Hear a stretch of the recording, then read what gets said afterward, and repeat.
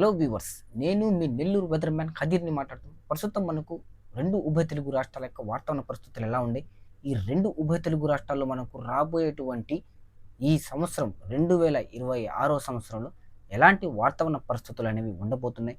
అదేవిధంగా మనకు ఈ 2026 సంవత్సరంలో మనకు నైరుతి ఋతుపవనాల యొక్క ప్రభావం అనేది ఎలా ఉండబోతుంది. అదేవిధంగా మనకు ఈ సంవత్సరంలోని మనకు మే, జూన్, జూలై అంటే నెక్స్ట్ రాబోయే 3 నెలల్లో ఎలాంటి వాతావరణ పరిస్థితుల్ని, ఎలాంటి వర్షాలని చూస్తాం. అలాగే లానీనా, ఎల్‌నీనో యొక్క ఇంపాక్ట్ ప్రభావం అనేది ఎలా ఉండబోతుంది.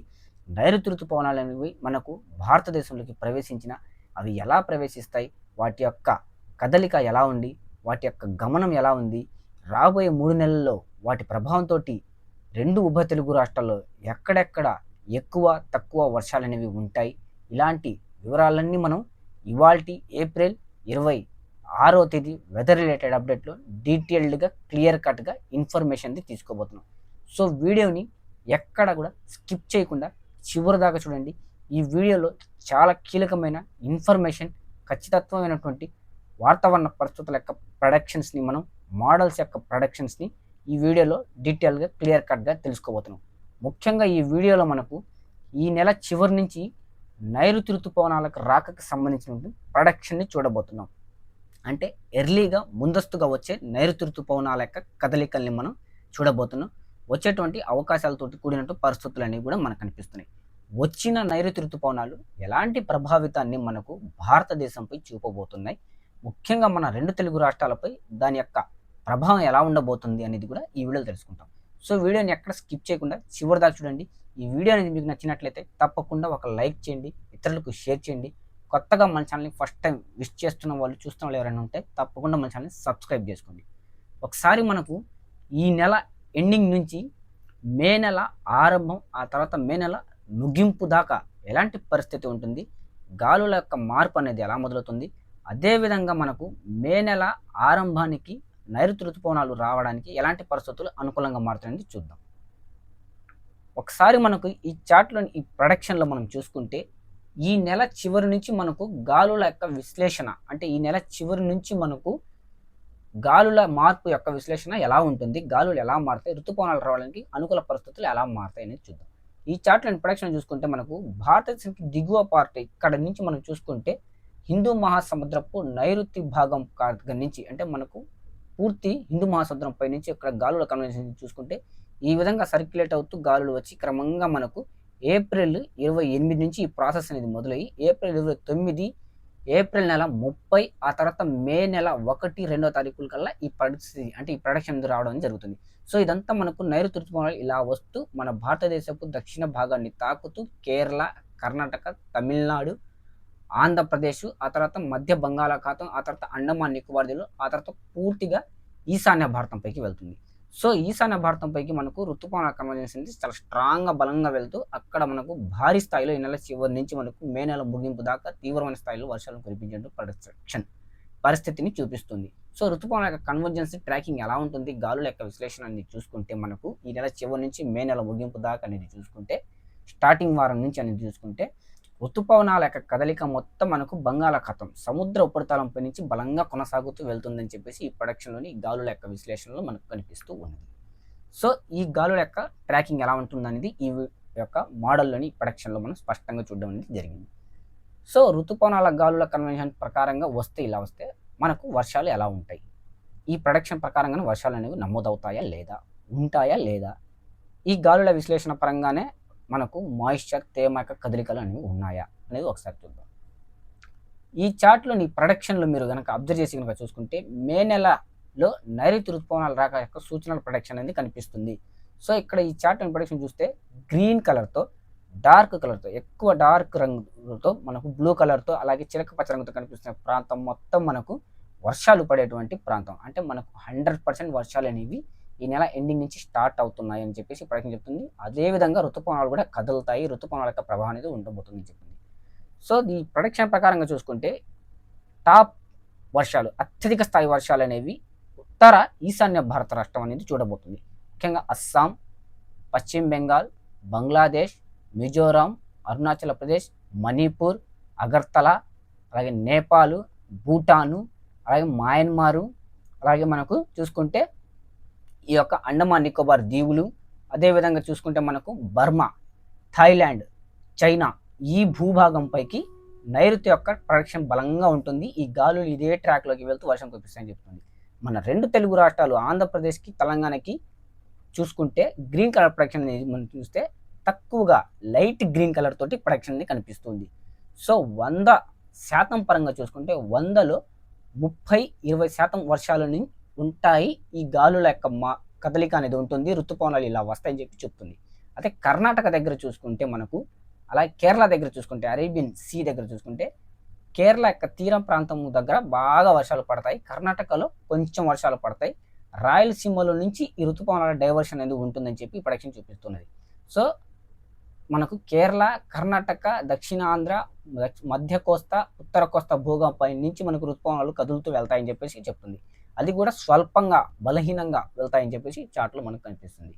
సో మేలో ఇలా ఉంటుంది, ప్రొడక్షన్లో మనకు కనిపించింది. ఇదే ట్రాక్లోకి వెళ్తాయి ఋతుపవనాలు, ఇదే విధంగా వర్షాలు ఉంటాయి.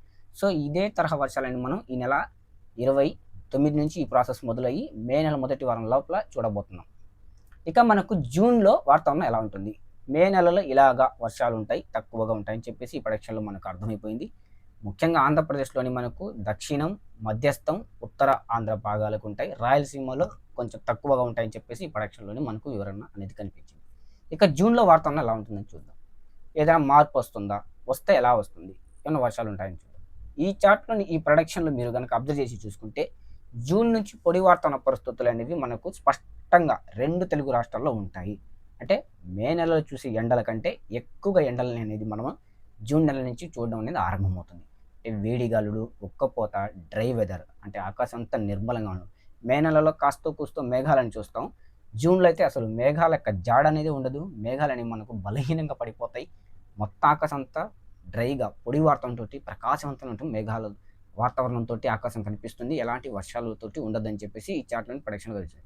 సో ఇక్కడ మనం చూస్తే డార్క్ కలర్ తోటి బ్రౌన్ కలర్ కనిపిస్తుంది, గోధుమ రంగు కనిపిస్తుంది, అదంతా పొడి వాతావరణంతో కూడుకున్నట్టు ప్రొడక్షన్.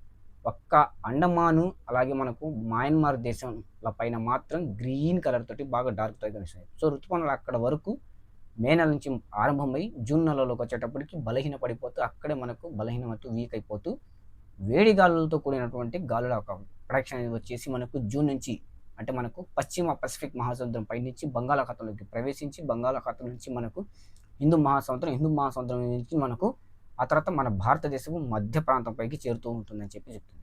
సో ఇది ఎల్నినోగా కనిపిస్తుంది అనమాట. అంటే పొడి వాతావరణంతో కూడిన పరిస్థితులే ఎల్నినోగా ఉంటాయి. లానినా అనేది పచ్చగా మనకు కనిపిస్తున్నాయి, ప్రొడక్షన్లోని వర్షాలు పడేటువంటి లానినాగా మనం చూడాల్సి ఉంటుంది.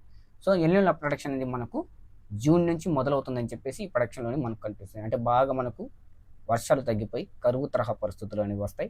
ఒకవేళ వర్షాలు అనేవి పడినా కూడా ఈ బ్రౌన్ కలర్తో కనిపించిన ప్రాంతాల్లో అకస్మాత్తుగా ఉన్న పలంగా ఈదురుగాలులు, ఉరుములు, మెరుపులతో కూడినటువంటి వర్షాలు అనేవి ఉంటాయి.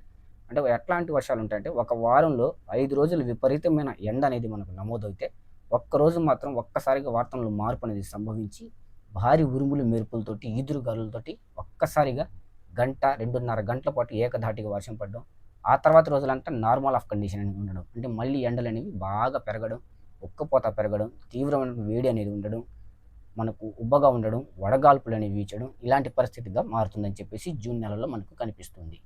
సో ఒక పక్క ఎండలు పెరుగుతాయి, మరో పక్క ఉన్న పలంగా వర్షాలు పడతాయి.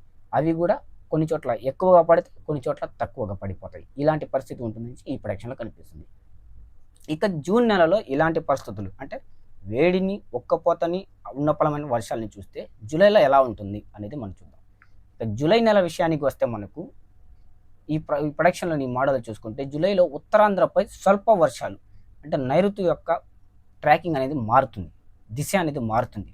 ఉత్తర ఈశాన్య భారతంపైకి చేరినటువంటి నైరుతి గాలులు అనేవి క్రమంగా దిగువ భూభాగపు ప్రాంతం భారతదేశపులోని మన ఆంధ్రప్రదేశ్ పైకి రావడం, అంటే ఉత్తర ఈశాన్య భారత ప్రాంతాల రాష్ట్రాల మీద నుంచి, అంటే మనకు పశ్చిమ బెంగాల్, బంగ్లాదేశ్ల మీద నుంచి క్రమంగా మనకు ఒడిషా పైకి చేరడం, ఆ తర్వాత మనకు వచ్చి చూసుకుంటే ఆంధ్రప్రదేశ్ భూభాగాన్ని, ఉత్తర ఆంధ్ర భాగాన్ని తాకుతున్నట్టుగా ఈ ప్రొడక్షన్లో గ్రీన్ కలర్తో ఉన్న ప్రొడక్షన్ కనిపిస్తుంది. మిగతా పశ్చిమ భారతం మొత్తం చూసుకుంటే ముఖ్యంగా ఆంధ్రప్రదేశ్, తమిళనాడు, కర్ణాటక, కేరళ, మహారాష్ట్ర, గుజరాత్, రాజస్థాన్, అలాగే యూపీ, ఉత్తరప్రదేశ్, పంజాబ్, జమ్మూ కాశ్మీర్ ఇదంతా మనకు డ్రైగా అంటే డార్క్ గోధుమ రంగుతో కనిపిస్తున్న ప్రాంతం అంతా వర్షాలే అనేవి ఉండవనేసి ఈ ప్రొడక్షన్ చూపిస్తూ ఉన్నది. జూలై నెలలో చూసుకుంటే మరింత ఎక్కువగా డార్క్గా మారి ఈ ప్రొడక్షన్ అనేది కనిపిస్తుంది. ఇందాక చూసిన దానికంటే జూలై నెలలోకి వచ్చేటటువంటి పరిస్థితి మరింత తీవ్రంగా ఉంటుందని చెప్పేసి చెప్తుంది. అంటే వర్షపాతం అనేది బాగా బలహీనమైపోయి వీక్ అయిపోయి తక్కువ స్థాయి వర్షపాతంగా మారిపోతున్నది ఈ ప్రొడక్షన్ చెప్తుంది. సో ఈ 3 నెలల్లో చూసుకుంటే రాబోయేటువంటి మే, జూన్, జూలై నెలల్లో చూసుకుంటే ఉత్తరాంధ్రలో మెజారిటీ ఆఫ్ రైన్స్ అనేవి ఉంటాయి. అంటే 3 నెలలు మొత్తాన్ని కలిపితే ఎక్కువగా అక్కడ ప్రొడక్షన్ అనేది ఉంది. వర్షపాతం అక్కడ ఎక్కువగా ఉంటుందని చెప్పేసి చెప్తుంది. తక్కువ స్థాయి వర్షపాతం మొత్తం చూసుకుంటే దక్షిణ ఆంధ్ర, మధ్య ఆంధ్ర, తెలంగాణలో ఉంటుందని చెప్పి చెప్తుంది. సో మనం ప్రొడక్షన్ ప్రకారంగా చూసుకుంటే ఈ రాబోయే 3 నెలల్లో తక్కువ వర్షాలు పడినా అవి చివరికి 3 నెలల్లో చూసుకుంటే కాస్తో కూస్తో వర్షాలు అనేవి ఉత్తరాంధ్రకి పరిమితం అయి ఉంటాయి. ఉత్తరాంధ్రలో స్వల్ప తరహా వర్షాలతోటి ఉత్తరాంధ్ర అనేది ఒక సాధారణమైనటువంటి వాతావరణ పరిస్థితుల్ని చూస్తుంది, వర్షాలను చూస్తుందని చెప్పేసి మనకి ప్రొడక్షన్ చెప్తుంది. మిగతా ఆంధ్రప్రదేశ్‌లోని దక్షిణ, మధ్యాంధ్ర అలాగే తెలంగాణ చూసుకుంటే తక్కువ స్థాయి వర్షాలను చూసేటువంటి ప్రొడక్షన్ ఉంటుంది కనిపిస్తుంది. సో ఓవరాల్‌గా ఇదండి మనకు రాబోయే 3 నెలల్లో ఎక్కువ, తక్కువ వర్షాలకు సంబంధించి అలాగే లానినా, ఎల్‌నినో‌లకి సంబంధించిన ప్రొడక్షన్ ఇది. నా వీడియో అనేది మీకు నచ్చినట్లయితే తప్పకుండా ఒక లైక్ ఇవ్వండి, ఇతరులకు షేర్ చేయండి. Thanks for watching. మీ నెల్లూరు వెదర్ మ్యాన్. అదేవిధంగా నేను రాబోయే 3 రోజుల్లో ఈ వర్షాలు ఇప్పుడిచ్చిన ప్రొడక్షన్ ప్రకారంగా ఎలా ఉంటాయి, ఎలా ఉండబోతున్నాయి, ఎక్కడి దాకా పరిమితం అవుతాయనేది కూడా నెక్స్ట్ వీడియోలో తెలియజేస్తాను. Thanks for watching. మీ నెల్లూరు వెదర్ మ్యాన్.